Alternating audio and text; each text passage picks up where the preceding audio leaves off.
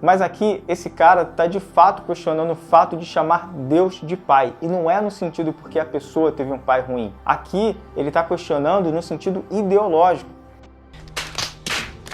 Nesses tempos, somente quem for fiel na palavra vai resistir a tudo isso. A Bíblia diz em Atos 17:11, o povo de Bereia tinha um espírito mais aberto que os de Tessalônica, ouvindo de boa mente a mensagem e examinando dia após dia as Escrituras para ver se o que Paulo e Silas diziam era exato. Olha só de quem a gente está falando aqui, tá? A gente está falando de Paulo e Silas. Quem foi Paulo? Cara, Paulo foi, se não um dos maiores, o maior apóstolo que Jesus já teve. Então, os cristãos de Bereia, eles simplesmente, apesar de ser Paulo, podia ser qualquer um, eles pegavam a palavra e via se de fato coincidia com aquilo que Paulo e Silas estavam pregando. Assim deve ser a igreja de hoje. Assim como a igreja de Bereia, a gente tem que fazer igual, a gente tem que ler a nossa Bíblia, independente do líder que a gente tiver. A gente está vendo dias em que as pessoas se dizem cristãos, mas não leem a Bíblia.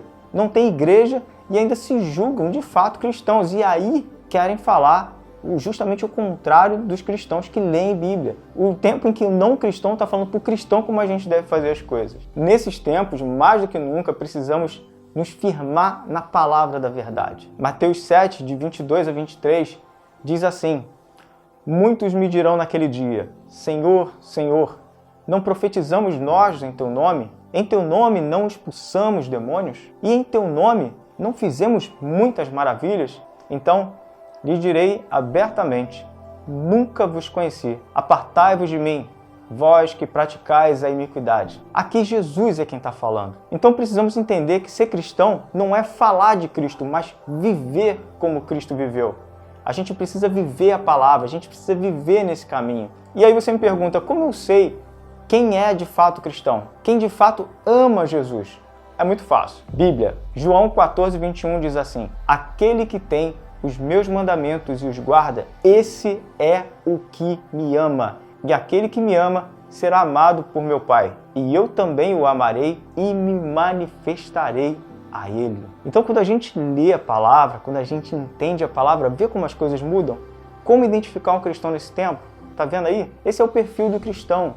É aquele que lê a Bíblia, que entende a Bíblia, que vive como Jesus ordenou. Tem mais um texto, 1 João 2,4, diz, aquele que diz, eu o conheço e não guarda os seus mandamentos, é mentiroso e nele não está a verdade. Como lemos aqui em Mateus 23, Jesus vai dizer, eu não conheço vocês. Esse bispo dizer que tem problemas no Pai Nosso é uma dessas atitudes dos líderes desse tempo. Distorcer a palavra, dizer que a Bíblia está errada, que precisa ser reescrita lá, como a Xuxa, como os pastores desse novo tempo também estão dizendo que a Bíblia precisa ser reescrita, faz parte dessa ideologia progressista que está tomando conta do mundo todo. Isso não é só no Brasil, tá? Isso está tomando conta do mundo todo. Inclusive teve até um do pessoal que estava nessa reunião que falou que esse bispo aí ele já estava ficando meio lelé, que ele tinha que ser afastado, que ele não estava bem psicologicamente e tal.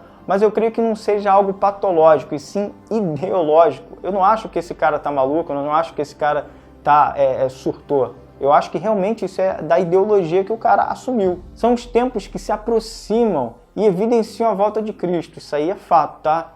Nós precisamos estar atentos a esses movimentos e firmes na palavra de Deus.